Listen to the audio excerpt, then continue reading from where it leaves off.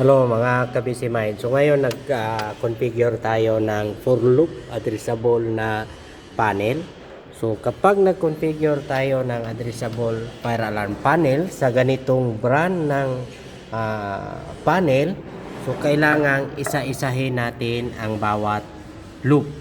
So hindi pwedeng auto search natin ang lahat ng mga loop na nakakonect. So kailangan tatanggalin natin yung ibang loop para maayos na babasahin niya ang nakakunik na mga device.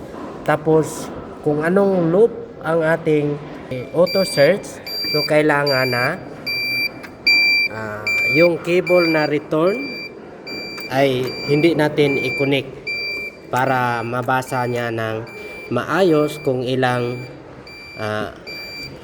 cable or ilang device sa isang loop na nakakonect. So tulad nito, ang i-auto search natin na loop ay yung loop 4. Kung makikita natin yan, return na cable ay tinanggal natin para mabasa niya kung ilang device ang nakakonect niyan. So dito sa menu, titingnan natin. Yan. So, enter tayo ng menu. Password, 4 na 2. Yan. So, makikita natin yan, may auto search. So, okay natin yan, loop, auto search. Tapos, okay natin. Yan.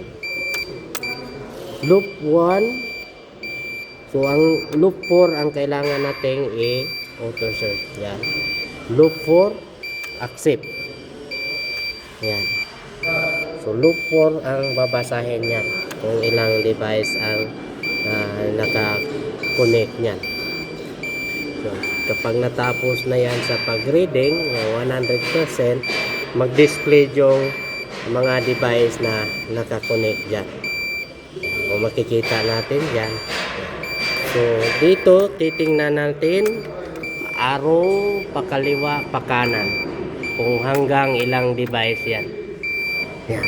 So kung walang address ang device tulad nito 111 walang address, so kailangan tingnan natin yan.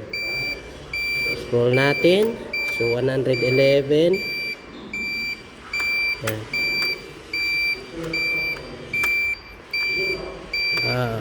Lahat may address. Ito 180 device. So may 190 na walang address, 193, 194.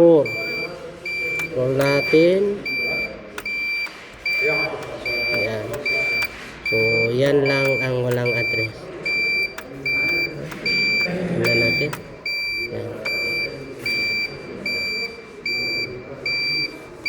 So yun ang loop 4.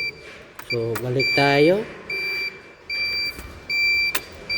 Yung walang address, yun ang balikan natin na device para i-address natin. So, ganyan lang ang pag-configure sa panel na ito. Manual configuration lang ito.